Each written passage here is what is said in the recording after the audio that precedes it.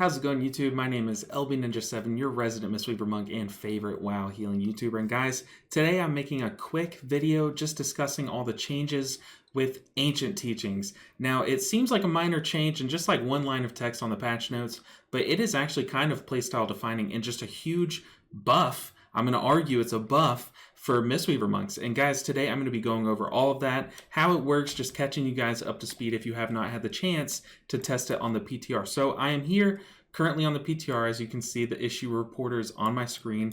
And let's go and look at what Ancient Teachings actually says. So we're going to apply it the same after casting Essence Font or Phalanx Stomp. It still affects the same three spells, Tiger Palm, Blackout Kick, and Rising Sun Kick. And it still does 150% of the damage as healing. But where it's different is it says it heals up to 5 injured allies as opposed to healing 1 injured ally. And it does 150% of the damage split evenly among who needs healing. So when I first read this, I thought, oh, now Ancient Teachings is always going to be a cleave heal. It's not going to be a single target heal ever. But the way it's worded is very quirky and really works in our benefit. And that's kind of what I'm going to be going over today. Let me get into combat. I will apply the buff. It still lasts 15 seconds just like it did before. And we can read down here in the combat logs. Let me scroll to the bottom. I'm going to Rising Sun Kick. It hit for 31,000 damage. And I didn't need any healing there. So it didn't even heal me. Alright, so there you go. That just showed it. Look down here at the combat logs. My Rising Sun Kick hit for 28,000, and my Ancient Teachings healed me for 35,000 plus that 10,000, so about 46,000. So yeah, it's still doing that same amount of healing, where it's doing 1.5 times. But I do want to preface this by saying, if I'm at full health and I go for a kick, so let's do it at full health.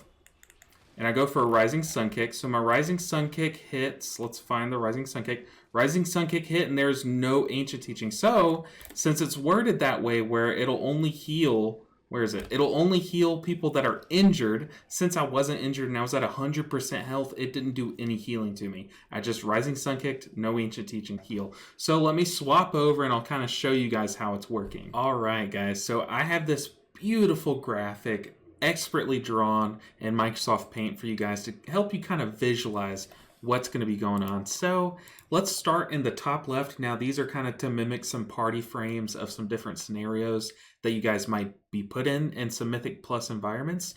So now in this top left party frame that I've drawn up, we have our tank is at 95% health, and then our DPS just stood in a swirly, and they are very close to death. So I put this one at first because I wanted to talk about how this used to work. Oh, I should already go ahead and point out that we are working with Rising Sun Kick doing 40,000 damage, and then that would equate to 60,000 healing in all these scenarios. So before this change, we would Rising Sun Kick, and there would be a 50-50 chance that it would go into the mage and a 50-50 chance that it would go into the warrior in this scenario, which so 50% of the time our mage would probably die and our warrior would get the healing instead. But now let's look at what's going to happen now. So 100% of the time, every single time in this scenario, 50% of that healing is going to go into the mage, and then 50% is going to go into the warrior. Some of you might be saying, oh, well, then that mage is probably going to die then still, because they're only getting half of the amount of healing that the Rising Sun Kick could do.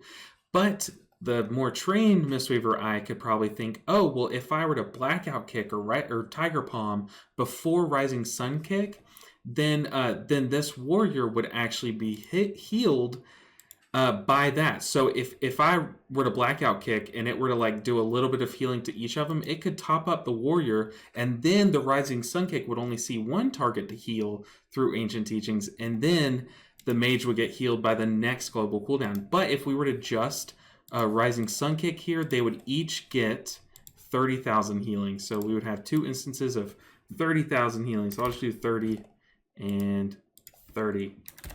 Okay, so let's move over here to the right and let's look at the next instance. So here everyone has some missing health, everyone is injured and needs some amount of healing.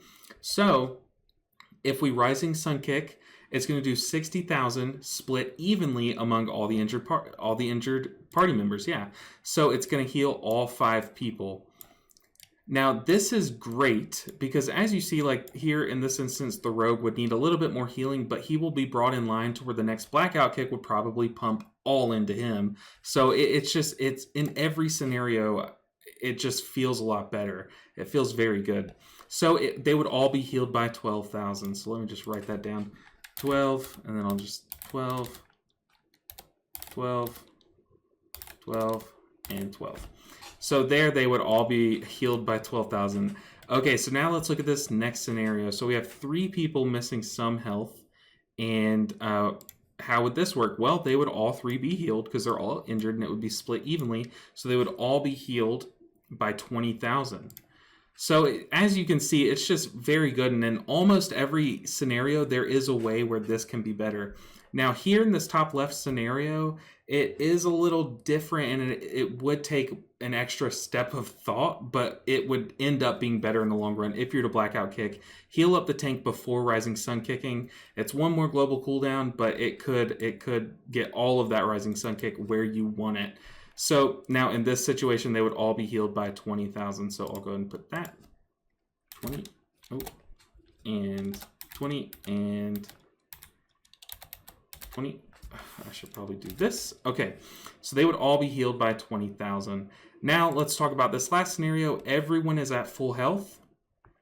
No one would get healed. No one's injured. No one would get any amount of healing. Now this is very rare because your tank is likely always taking damage. So in this situation, we're just going to go ahead and say if none of the DPS or you as the healer are taking damage, it's very likely that the tank will be falling down by like maybe 1% or 0.5% of health and get all that healing. Most of it will be overhealed, but he will be getting the 150% of your damage as healing in most cases. But in this situation, when no one, in the ideal world, no one's taken any damage, no one gets any healing. So we're just going to say 0, big fat goose egg. So that is that. Now for you PvP people, it's no secret that I'm not a big PvP player. However, I can go ahead and show you guys how Ancient Teachings is going to work for those of you PvP monks. So here I have a 2v2 scenario and a 3v3 scenario.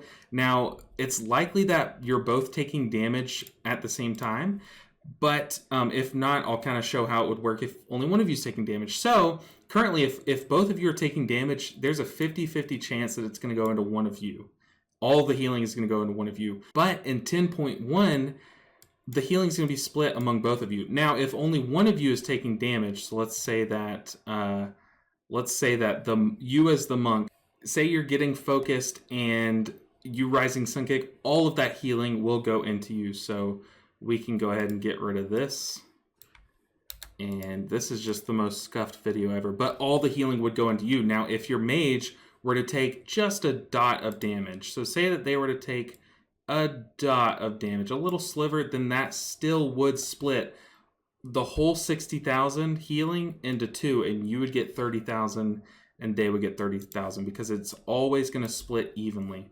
Oh, we want that green. So that's how that works. And then same in 3v3. So if all 3 of you are taking damage, it's going to split 20,000 apiece. And then if only 2 of you are taking damage, it's going to go 30,000 apiece. And if only 1 of you are taking damage, it's going to go 60,000 into you. So all in all, there are ways that this can be better in every scenario, but it might take a little bit more getting used to, and it kind of is a playstyle shift. I mean, anything that kind of changes our rotation in situations like this top left situation, it's going to take a little adjusting and getting used to, but I really truly think this is better for us in all situations and in general. This is a massive change. I'm so excited. I've been having a lot of fun testing it. Fistweaving feels fresh again. I was very excited coming into 10.0, but 10.1 is delivering for sure. And this is a ton of fun, and I highly recommend it. Now, very quickly, I'll go over its raid utility. Now, in raid, you have 20 people most of the time, and everyone's going to be taking damage at all points because most fights have ticking dot damage. So it's just going to be split basically every single time, probably like 99 times out of 100, unless everyone's full health, then it's just not going to do any healing. So that is the new Ancient Teachings. Let me know what you guys think down below, and if you guys are excited to try this or any of our other changes. Now, it's also worth mentioning Vivify is getting changed a little bit too. So right now, the cleave from Vivify is very strong, but they're kind of trying to focus Vivify as more of a spot heal. So the spot healing that this used to be doing reliably is now going to be transferred into Vivify. So we're just going to lean a little more heavily on Vivify for our spot healing, but that is totally fine. We're kind of getting to that point anyways because of how strong Vivify is right now. So that's Ancient Teachings. That's how it's going to be changed. And those are my thoughts and just a little beautiful artwork for you guys. Make sure you guys hit subscribe on the way out because you're not going to want to miss any 10.1 content. I've got a lot of guides planned for you guys, so you're not going to want to miss that. Hit subscribe and go ahead and comment down below what you guys thought of this video. If I got anything wrong, but all of my testing has kind of led to this conclusion. So make sure you guys like the video. If you've made it this far, you probably liked it. And guys, check out the link in the description. You can get 10% off some amazing cookie dough. It's very healthy cookie dough. I mean, we eat like multiple tubs a week and I am losing weight and it's that good. So highly recommend you guys check that out. But guys, that's going to do it for this video. I am LB Ninja 7 and I will see you guys in the next video. Take care.